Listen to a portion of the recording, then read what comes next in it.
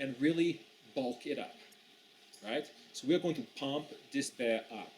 We're going to put the muscles on the bear. It will be strong and burly, all right? And we're going to start with the back legs here and work forwards towards the front end of the bear.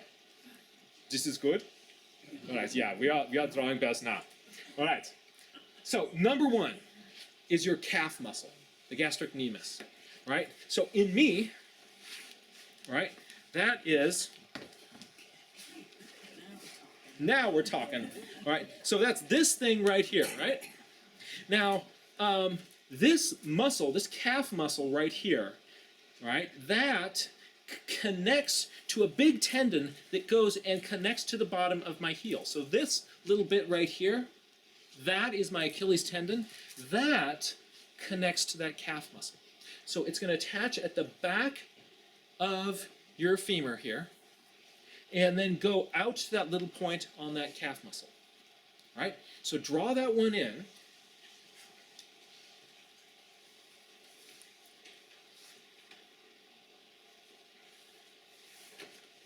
This arrangement makes a really prominent divot right here at the back of the leg, at the heel. So behind the heel, with the gastrocnemius muscle coming down here and then the tibia fibula coming down in front, there's a space in between them there. And you'll see that as this very, very clear, prominent little space. We'll see that in some photographs in just a little bit. So you'll see that popping up. You put that into, when you see that, you'll be able to think, ah, there's my heel. You see that little shape, think heel. All right, so this shape will then become synonymous in your mind with the location of the heel. All right, now let's go for, what is the biggest muscle in your leg? It's this big thing. The quads, right? So your quadriceps muscle here on the human being, right? So when you're doing squats like this, the muscle on the top starts to burn, right? That's your quadriceps muscle here. Now on the quadrupeds, it's actually a three-headed muscle. It's a triceps, so it's not a quadriceps. It's the curl triceps, and it starts out here, attached to the hip. The muscles tend to go from attached to a large area, focused into a small point, right?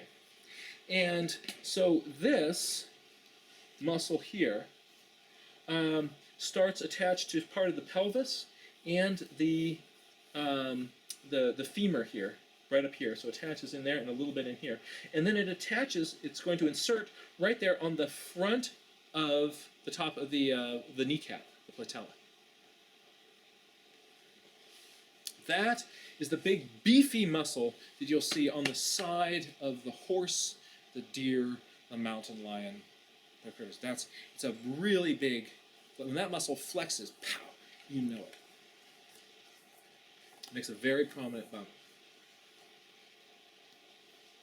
It also, now you see what makes this half of the parenthesis on this side. There's a little bit of the hip up here, and we have this calf, the triceps coming down that way. One last leg muscle we're going to stick in. It's going to go from the point of the hip back here, so from this little spot, it's going to fan down to in front of the knee, or to below the knee, and in a big triangle here, covering up most of this calf muscle. It's a two-headed muscle. It's the biceps of the leg. So it fans out, kind of attaches all down here.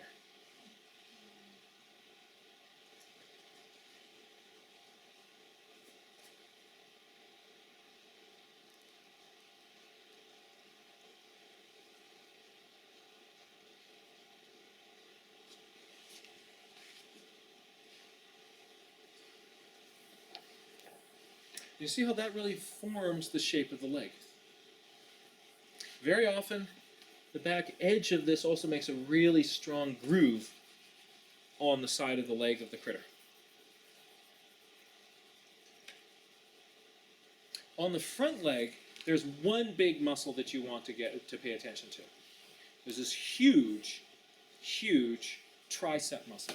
The tricep muscle is the one on the back of your arm. This is what's used to push off. Right? So the critter pushes off. The triceps, it's attached on the bottom of the shoulder blade and a little bit on the top part of the humerus here, and it inserts right at that point of the elbow.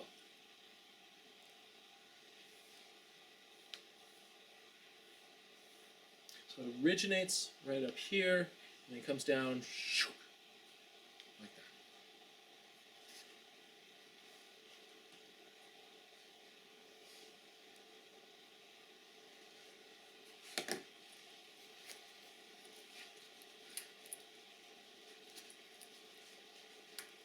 I'm going to point out one other muscle of the leg, and that is this muscle in the forearm.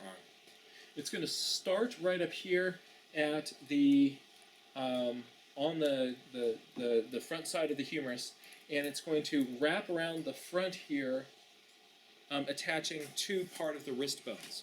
So on me, do you see this muscle right there? This little ridge right there. This is that muscle wrapping around. So from the outside, kind of curving around in. So when you're looking at a lion from the front, you'll see in both legs these diagonal muscles coming in on the forearms, like that. And so that is this thing wrapping in, attaching right up here, going into, it's going to allow the wrist to come back up like this.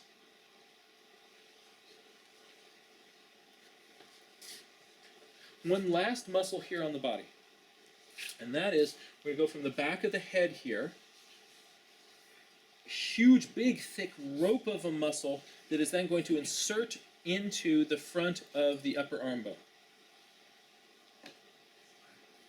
Big muscle.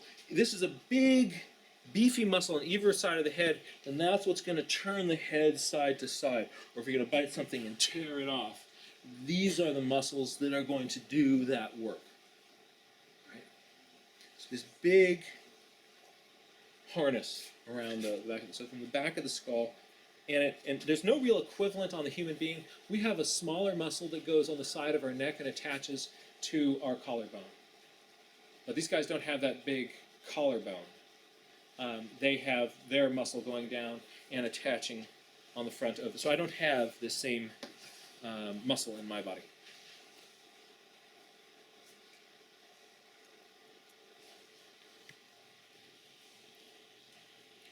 So take a look at one of the muscles here.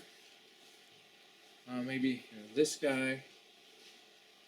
And watch as the fur comes in. What happens? So here you've got the quadriceps, or the triceps of the leg right there. You want sort of a suggestion of that underlying structure coming through.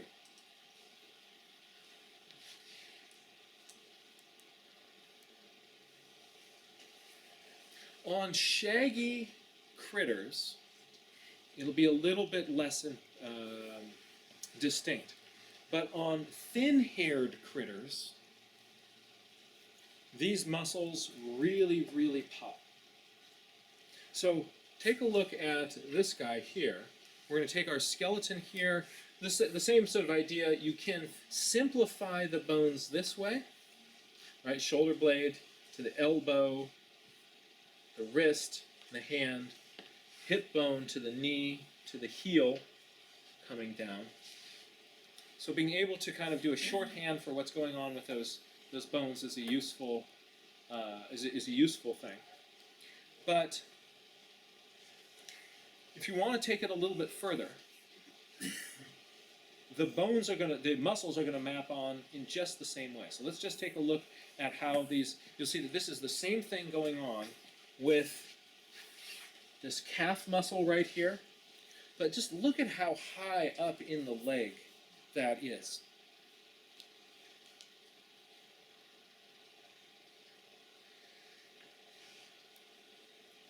Then there's the big, beefy triceps in the front of that calf.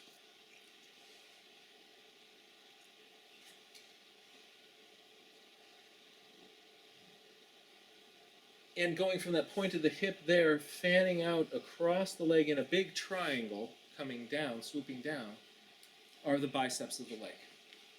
And then look at how that makes, you go from a large mass of muscles to a medium size to a small. Large muscles to medium size to down here just operating everything by tendons.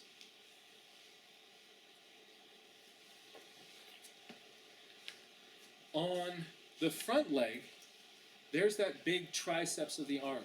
Look at how big and blocky it is. It makes this big square. The elbow kind of comes down and connects right into that elbow there. It's like there's this box of the muscles of the arm right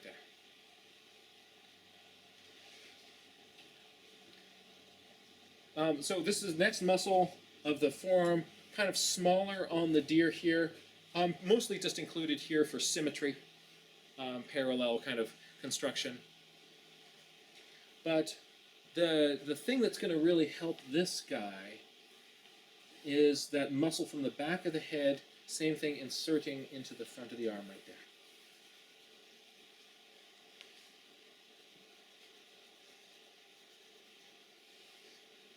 So it's those same muscles.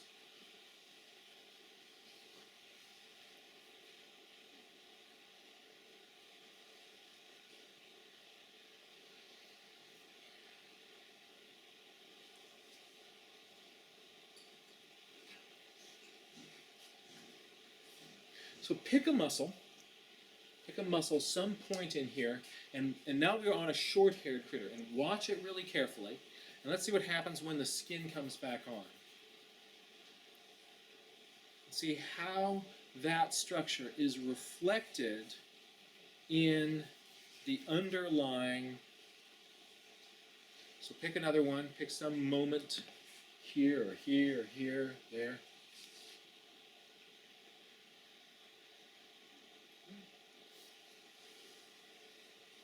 One more. Here we go.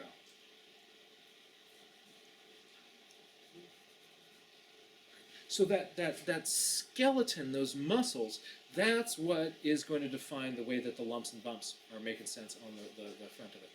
And now you can sort of see why. And we're going to simplify these legs. The easiest way to simplify thinking about the legs is this. You're going to go from a big box to a medium-sized box to a small. Big, medium, small. If you want to get a little bit more sophisticated, this is why we have that lima bean shape in the front and the back. Right? We're going from the shoulder blade into the triceps here, the hip bone into the triceps of the leg here.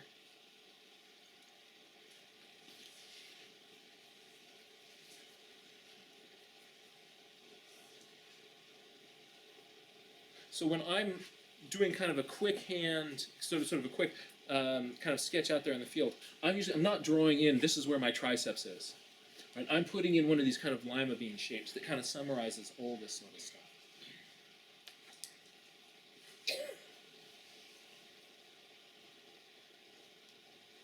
So now let's take a look at a real critter. And look for, just kind of go walk around it with your eyes, find a bump or a lump, and see if you can make meaning out of that. Does that make sense?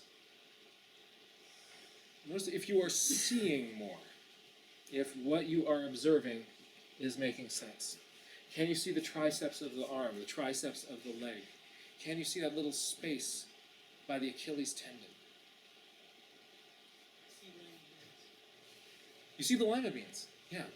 So that's what's up with those lima beans. Right? The little comma here, here. Isn't that interesting?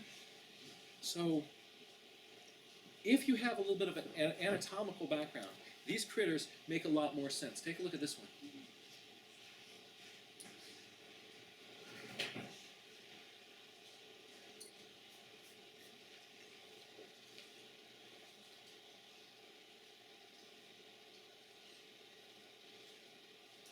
looking at muscles on short furred critters is really fun.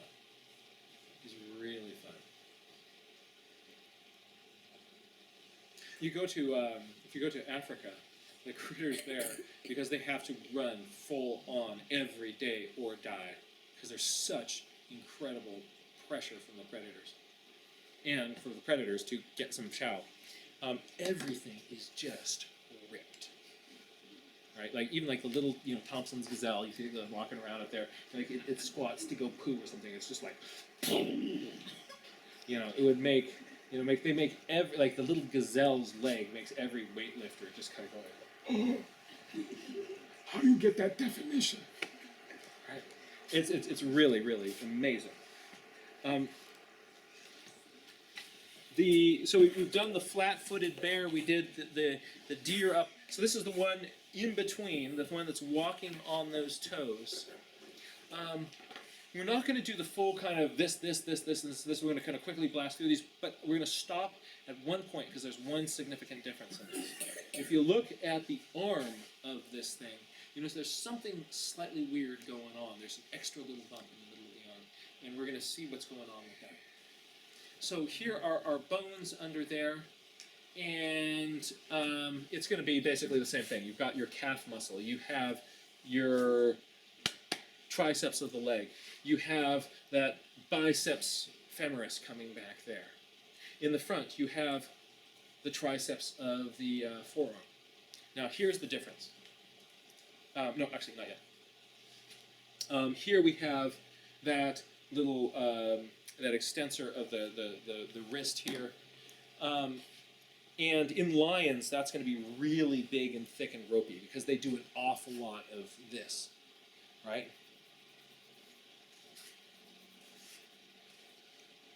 But here's the thing that's different.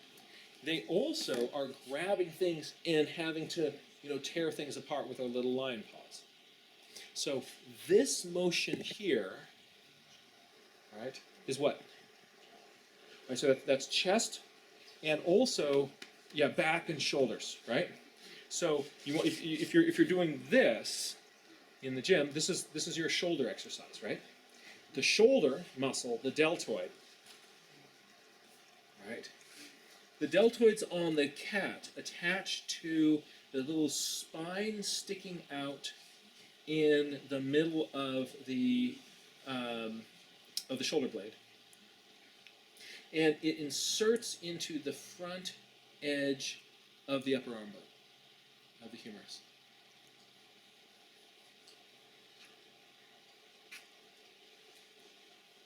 And that gives this extra little ripple. Now, the deer has this muscle too. It's just this tiny little thin strings. Because the deer isn't doing this, right? The deer is doing this, right? It has no reason to want to do this, right? So the deer can't even do this. The deer can't do this. In the deer, these bones here get fused together. So the deer can't do this. This requires my two bones to move around in my arm. Right? So the deer is locked in this position, which is fine if all you have to do with that front leg is just run really fast. Big, ropey neck muscle in here too.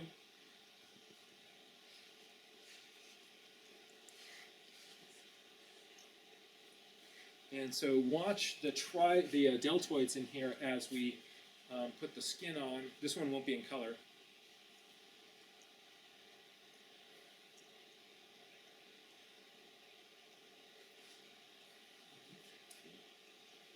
Look at that.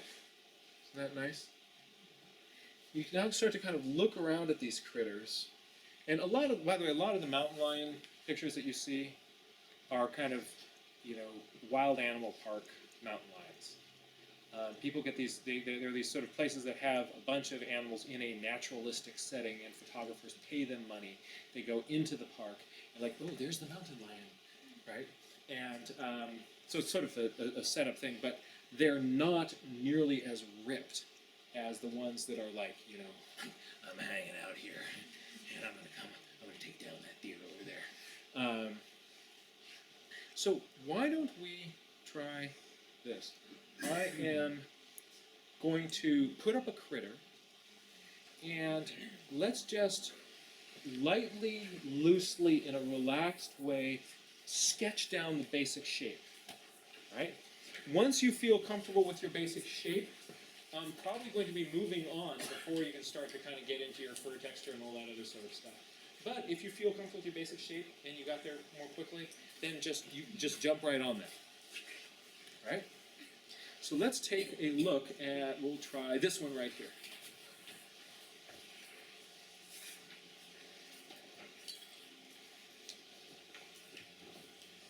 Notice on this one, this negative space, if you pay attention, play with this negative space. Use this as an opportunity to see how much this negative space trick is gold. Really take advantage of that and see how that changes your drawing.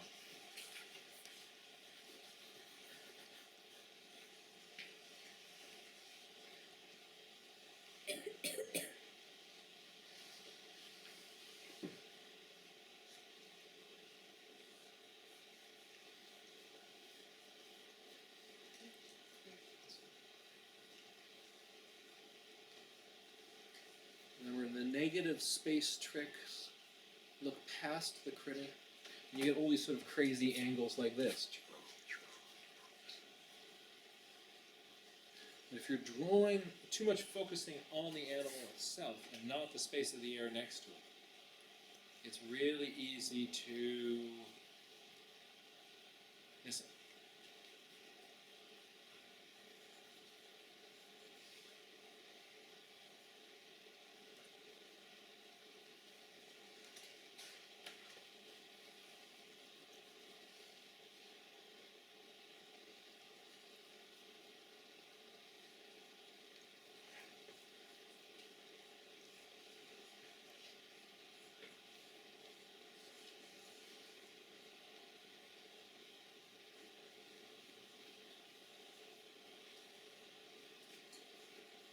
See if when you put in that negative space, if it makes you go, ooh. And remember, if you get that dissonance, your brain's saying, I made mine kind of longer. Maybe I'll ignore that negative space, right? Just kind of go like, wait, I'm actually going to stop, I'm going to back up, and I'm going to get that negative space working with me now, instead of being sorry later. This is another reason why I love doing all this initial stuff with color with the non-photo blue pencil, because it's so non-committal. I really don't have to get in there and erase other things. If I draw part of this thing in, especially if I use really nice lines and detail and start my drawing, then I get to that negative space. I'm not going to want to get in there and erase that beautiful tail, back or leg or whatever part I worked out. So, start of the drawing is non-committal.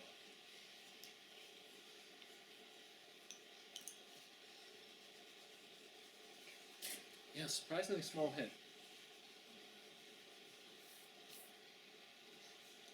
And this critter will be here for about 1 more minute.